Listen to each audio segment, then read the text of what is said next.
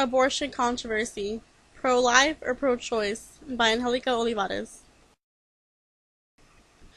Every single day, a silent horror kills more Americans than were killed on 9/11.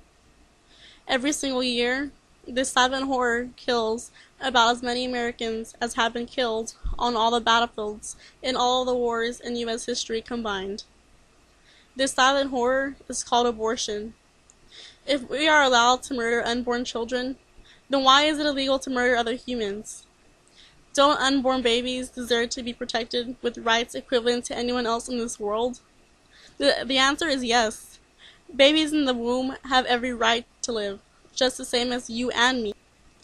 Abortion is wrong and inhumane, and should not be able to be used as a form of birth control for anyone. Abortion is a termination of a pregnancy after conception. However, an abortion is not always done intentionally. When it is not, it's known as a miscarriage.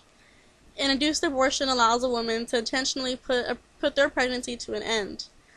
It involves the killing of the embryo or the fetus. There are two types of abortions, the abortion pill and the in-clinic abortion. However, in some states, and if you're under 18, you need either one parent's consent or both of your parents' consent. Or that, or approval of the judge. Abortion is very common. 1 out of 3 women have abortion by the age of 45.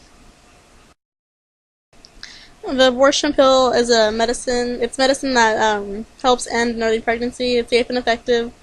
They're available just about from any abortion clinic, and they range from $300 to $800. Kind of similar to the in-clinic, except the in-clinic is more of a medical procedure to end the pregnancy. And it's safe and effective also, and it's available from many abortion clinics, and the price can go a little higher in the first trimester. It goes up to $950. Abortion is the easiest way to fix one's mistakes. I mean, if a woman's going to screw around and accidentally get knocked up, why should they have to be the responsible one for the outcome messing around? Why not just murder the unborn child? That is what goes on daily, slaughtering of young, innocent children that, if born, would easily find a home. What did they do wrong? Oh, nothing. It's just that the mother and or father are just so lazy and irresponsible that they would rather see their child be butchered than have to change their diaper or feed it. Society today does not respect life, and therefore accepts the murdering of unborn children. There are many reasons why people choose to be pro-life. For example, murder, medical complications, and women's rights. They say that abortion isn't considered murder because since it's not an actual human being and it's inside the mother, it's not considered murder. It's not human. Well, in this case, it is. Embryos are smaller than newborns and adults, but why is that relevant? Do we really want to say that large people are more human than small ones? Men are generally larger than women, but that doesn't mean they deserve more rights. Size doesn't equal value. Embryos and fetuses are less developed than the adults they'll one day become. But again, why is that relevant? 4-year-old girls are less developed than 14-year-old ones. Should older children have more rights than the younger siblings? Where you are has no bearing on who you are. Does your value change when you cross the street or roll over in bed? If not, how can a journey of 8 inches down the birth canal suddenly change the essential nature of the unborn from non-human to human? If the unborn are not already human, merely changing their location can make them valuable. Approximately 10% of women undergoing induced abortion suffer from immediate complications, of which 2% were considered major. However, the majority of complications take time to develop and will not be apparent for days, months, or even years. An abortion can result in medical complications later in life. The risk of ectopic pregnancy doubles, and the chances of a miscarriage and pelvic inflammatory disease also increases. Those who choose abortions are often minors or young women with insufficient life experience to understand fully what they are doing. Many have lifelong regrets afterwards. Abortion frequently causes intense psychological pain and stress. For women who demand complete control of their body should include preventing the risk of unwanted pregnancy through responsible use of contraception, or if that is not possible, through abstinence. Surveys of women who've had abortions show that abortion is not a question of giving women a choice.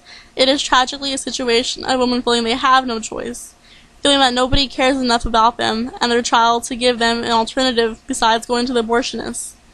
The woman feels rejected, confused, afraid, alone, unable to handle the pregnancy. And behold, in the midst of all this, she is told by society, "We will eliminate your problem by eliminating your child. Go get an abortion. It's a safe, easy, and legal solution."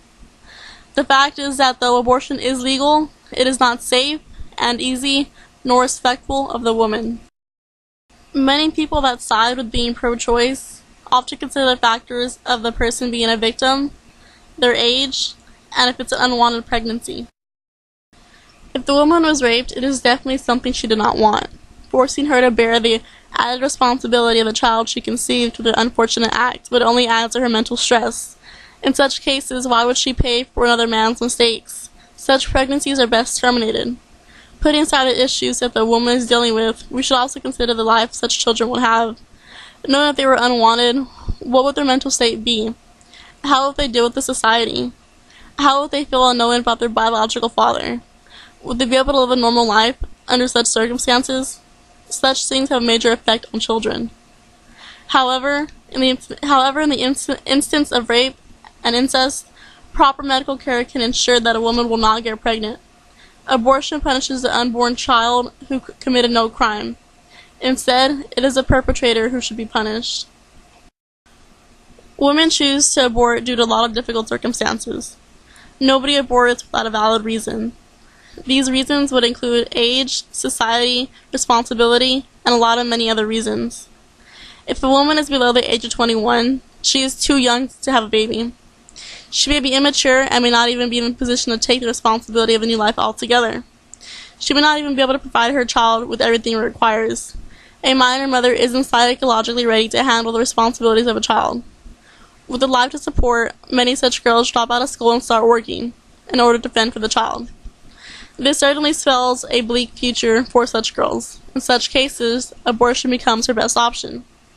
However, I believe that if the mother is too young to even have a child, then obviously she is too young to even having sex.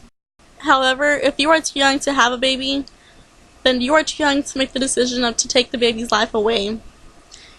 You are too young, you don't have the life experience to make that kind of decision. You may regret that decision for the rest of your life.